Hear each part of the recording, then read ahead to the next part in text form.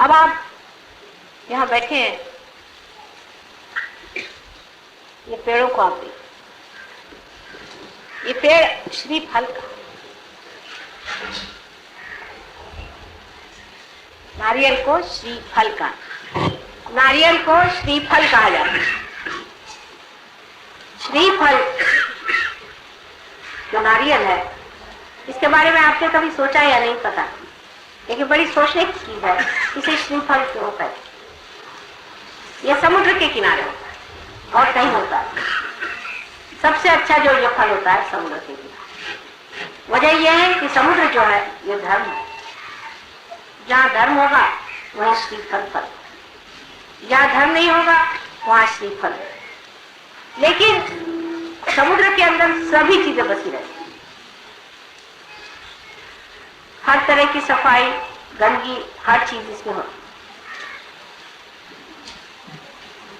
ये पानी भी नमक से भरा, इसमें नमक। ईसा मसीह ने कहा था कि तुम संसार के नमक, यानी हर चीज में आप पूछ सकते हैं, हर चीज में आप स्वाद दो।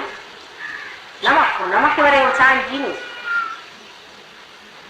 जो हम ये प्राण शक्ति अंदर लेते हैं, अगर हमारे अंदर नमक न हो तो प्राण शक्ति भी कुछ कार्य नहीं। ये कैटलिस्ट, और ये नमक जो है ये हमें जीने का, संसार में रहने का, प्रपंच में रहने की पूर्ण व्यवस्था नमक है। अगर मनुष्य में नमक न हो तो किसी काम का इंसान। लेकिन परमात्मा की तरफ जब ये चीज उठती है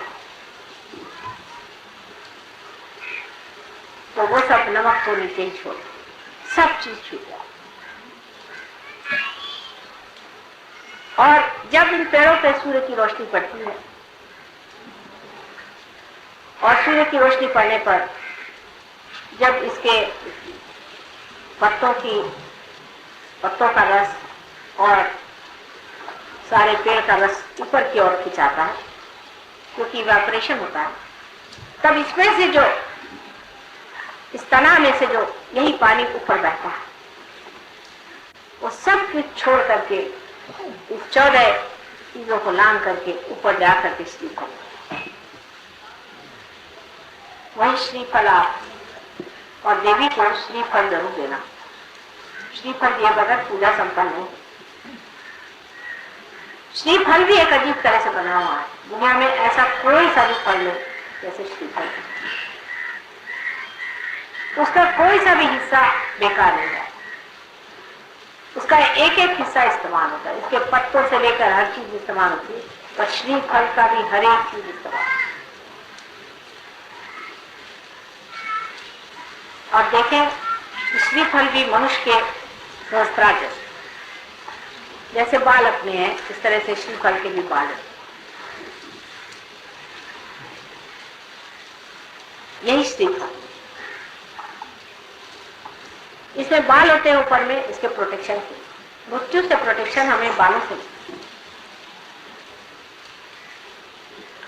इसलिए बालों का बड़ा मान किया जाता है। बाल बहुत महान और बड़ी शक्तिशाली चीज है, क्योंकि आपको प्रोटेक्ट कर,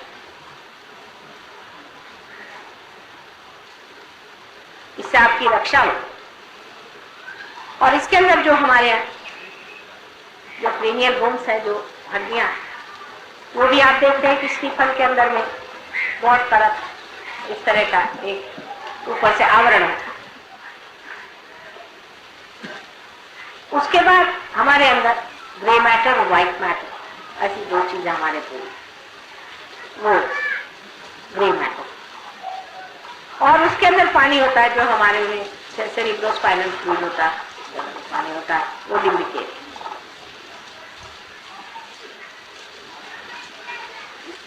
तो ये साक्षात श्रीफल जो है यही हमारा, जब इनके लिए ये फल है तो हमारे लिए ये फल, जो हमारा ब्रेन है, ये हमारे सारे उत्क्रांति का फल है। आज तक जितनी हमारा रिवोल्यूशन हुआ है, जो अमीबा से आज हम इंसान बने, वो सब हमने इस ब्रेन के फलस्वरूप पाया। ये जो ब्रेन है ये सब कुछ हमने जो कुछ पाया इस ब्रेन, इसी में सब तरह की शक्तियां, सब तरह का इसी में सब पाया हुआ धन संचित। अब इस हृदय के अंदर जो आत्मा विराजती है और उसका जो प्रकाश हमारे अंदर सहयोग के बाद 7 परतों में फैलता है दोनों तरफ से, वो तभी हो सकता है जब आदमी का संस्कार।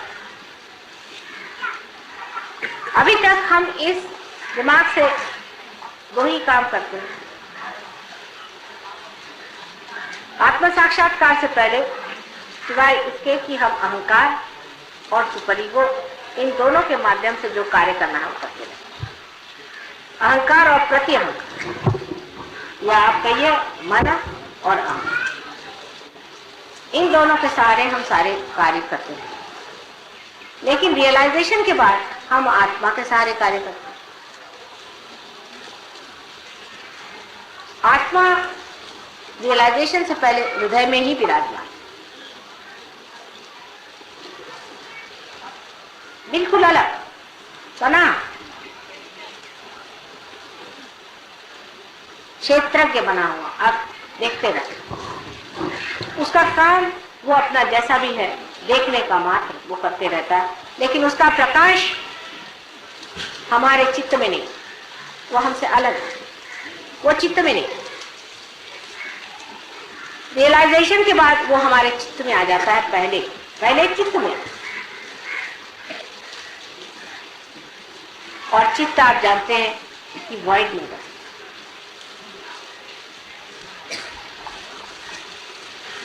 उसके बाद उसका प्रकाश सत्य में आ जाता है, क्योंकि हमारा जो मस्तिष्क है इसमें प्रकाश आ जाने से हम सत्य को जानते हैं। जानते माने ये नहीं कि बुद्धि से जानते हैं, पर साक्षात में जानते हैं कि यह है सत्य। उसके बाद उसका प्रकाश हृदय में दिखाई, हृदय प्रगाढ़, हृदय बढ़ने लग जाता है, विशाल होने लगता है, उसकी आनंद की शक्ति लगती है। इसीलिए सच्चिदानंद, सत, चित और आनंद। सत मस्तिष्क में, चित्त हमारे धर्म में और आनंद हमारे आत्मा में प्रकाशित होने लगता है।